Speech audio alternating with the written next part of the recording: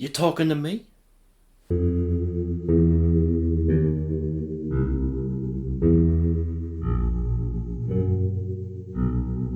What's going on, everyone, and welcome to my review of the much anticipated film Talk to Me. This is a film that I've been quite excited for a while now. I'm pretty sure it got some showings at a film festival in Adelaide sometime late last year, and it has been getting a lot of buzz. And I've been thinking, you know what, for a year that hasn't been overly fantastic for horror, this might be the one to really break through. There's only been, about one or two.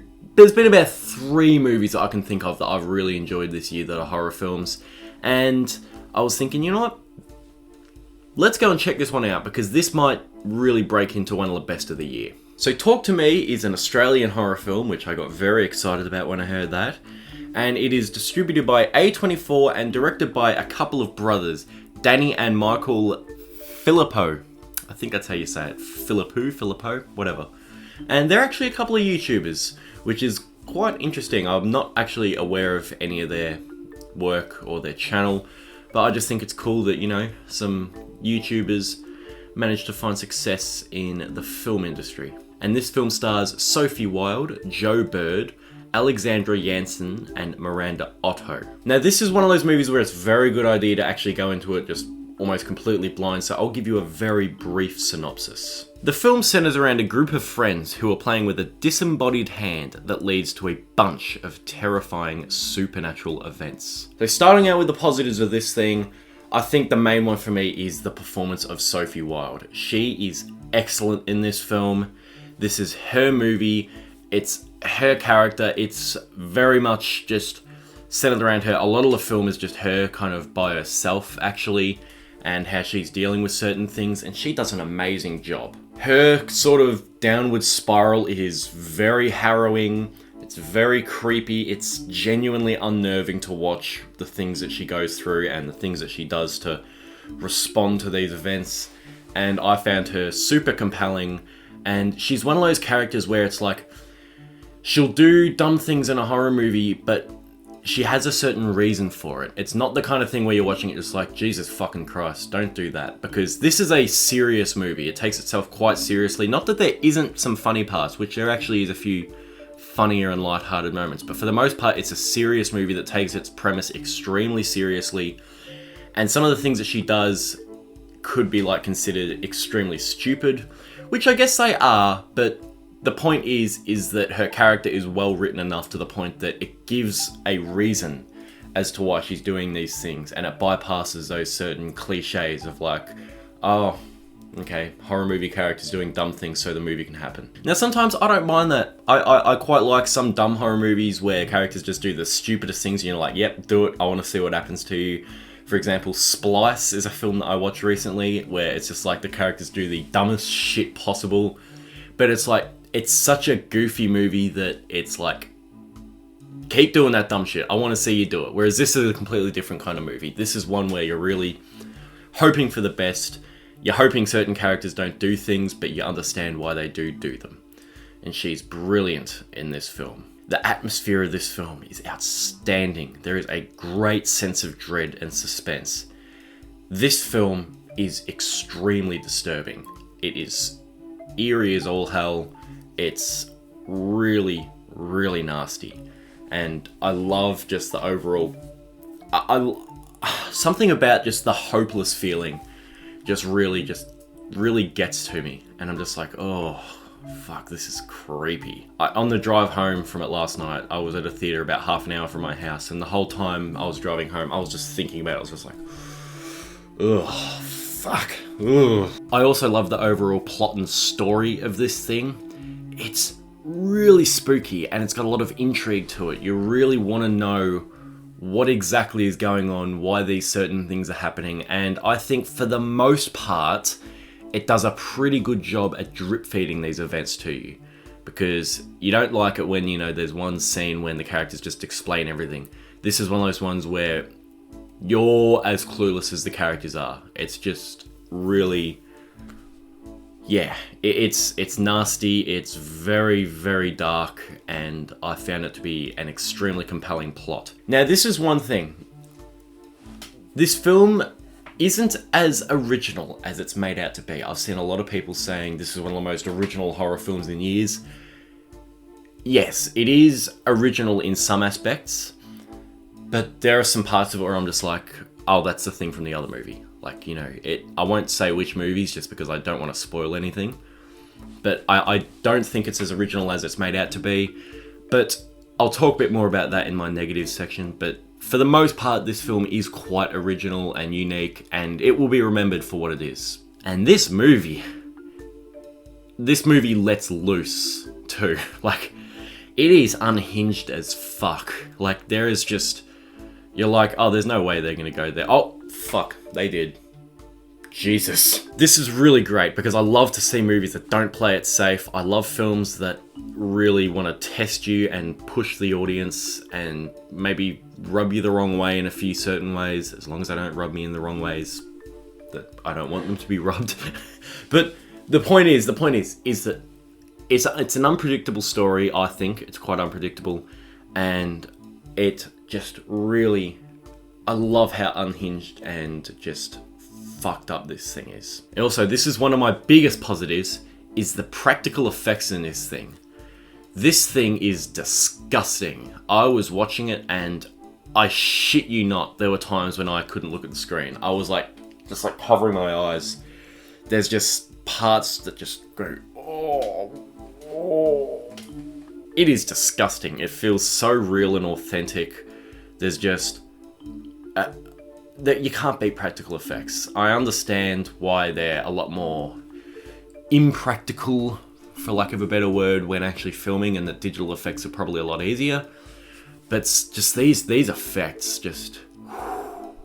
they were nice. I think everyone did a really great job at actually like maneuvering their body for like the actual possession scenes. Especially Joe Bird, he probably has the most intense possession scene in the film, and he's one of the younger actors in this film actually. Like, he's probably, you know, 16, 17, and he really just like, you know, it's just like does such a great job at like, you know, just contorting his body in creepy ways and stuff like that. I've seen people compare him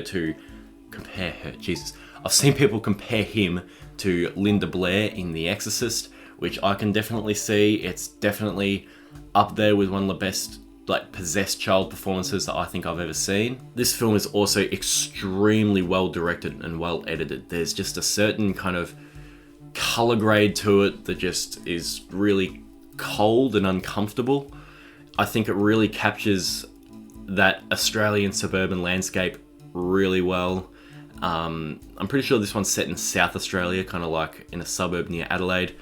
But it has that feel to it where it's just like, no matter what's going on, whether it's something as simple as, you know, getting picked up from school or something like that, it's just uncomfortable and gritty. There's a lot of great camera work in this thing. There's some things you've probably seen in the trailers near the beginning of the film, like when the first kind of possessions happen, that the head kind of tilts back and the camera kind of like follows really quickly. That's all just incredibly well done. There's some great transitions as well. I think that this is a very well-made film that shows a lot of talent behind the camera. And while this film does tackle some familiar themes, I think it does a good enough job at putting a unique spin on them. I'm not going to talk about what those themes are, just because I think it is good to go in blind with this thing, but it definitely, it stands out from the crowd in the way it deals with those themes, and I was quite impressed with the way most of them were handled. Moving on to the stuff that I'm on the fence about, I'm not going to give any spoilers whatsoever, but the way this film wrapped up, it comes to an end very, very quickly, and it almost takes you aback. Like when the credits roll, you're like, oh geez, okay, I kind of have a few other things that I'm curious about. I love the overall idea of what they're doing with the ending. I think that the concept is pretty kick-ass and pretty great, and it's certainly memorable. But it's one of those films where it's like, I enjoy ambiguity in movies, but it almost leaves too many doors open. While it certainly makes you think about what's happening, it's almost as though they forgot to resolve some aspects of the plot and some character arcs and stuff like that. Like, it all happened very quickly, and it's just like, I still want to know more.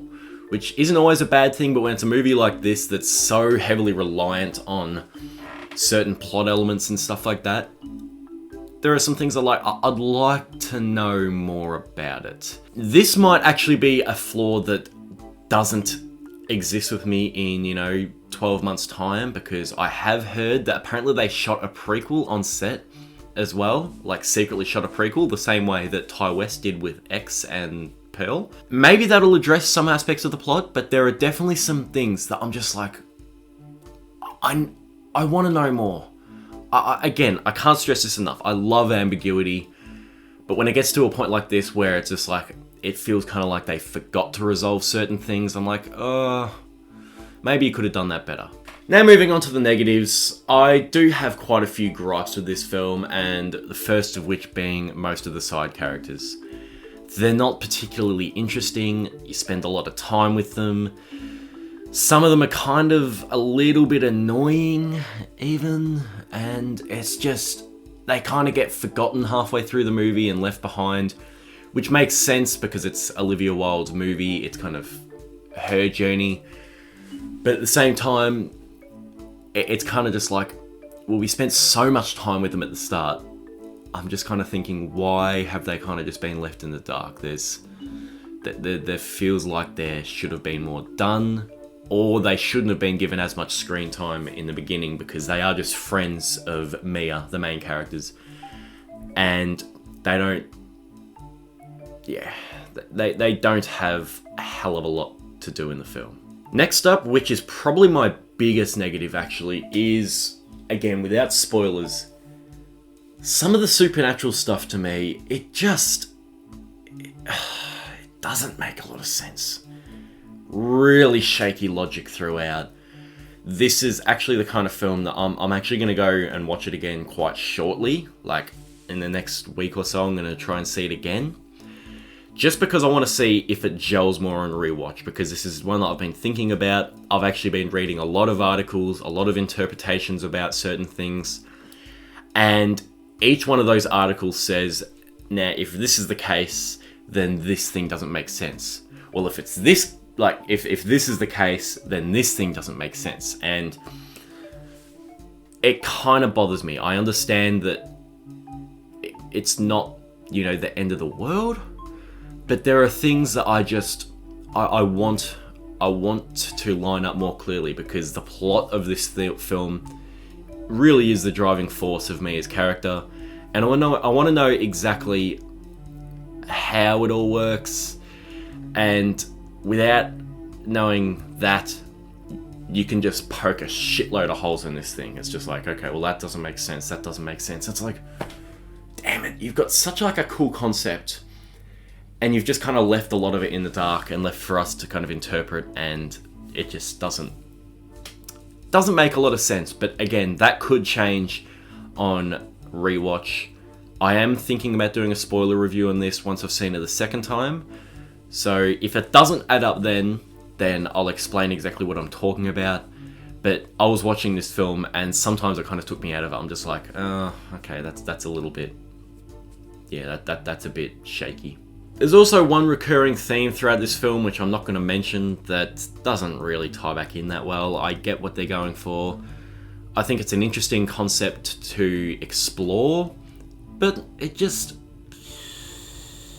doesn't really weave its way back into the plot that well. It's kind of there throughout the whole thing, but it's more like, here's the plot, and then this kind of concept's kind of just circling it a little bit and kind of like trying to push its way in, but it never really does. It was a shame because I found it quite intriguing. And without saying too much, this is quite a small negative, because I understand that originality is hard to come by in films these days. But again, as I was saying in my positives, this film isn't nearly as original as people have made it out to be. I'm not going to say which movies, but there are points in this movie where I'm just like, that quite literally just mirrors what's happened in X movie or Y movie. Like, it's just, there are some things that just really made me think of other movies, and I'm gonna say some of it isn't done as well as those other movies that it reminded me of, which is a shame. But again, this is a very small negative. I understand that it can be hard to have a completely new take on things, but it did an extremely good job at standing out from the crowd. It just hews a little too closely to other movies and other better movies, in my opinion. All in all, I think that Talk to Me is quite brilliant on most levels, but also rather lacking in others. If you're a fan of horror films, this is definitely the film to check out right now. And if you're craving a new take on possession-style movies, you're definitely going to get that, although it does relate closely to other movies that have come before it. And you see, that's the thing. I struggle to adore this movie, because while it is brilliant in parts, I do have my fair share of problems with it. And I'm hoping that those problems might go away on rewatch, but the more I think about it, the more I'm thinking they probably won't. But I'm still going to give it a second chance. I'm quite mixed on this movie, although I am overall positive on it. I'm going to give Talk to Me...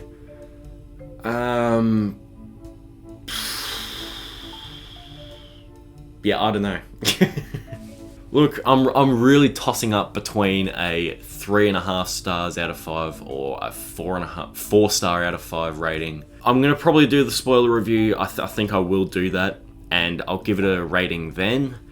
But for now, I'm just gonna say, if you're a horror fan, I absolutely recommend that you check this one out, because it is pretty sick and twisted and fucked up. And it's definitely one of the better horror films to come out this year. Thanks so much for watching my review of Talk to Me. If you've seen this film, let me know what you think of it. Yeah, I hope you enjoy it. I'll see you all later. Bye.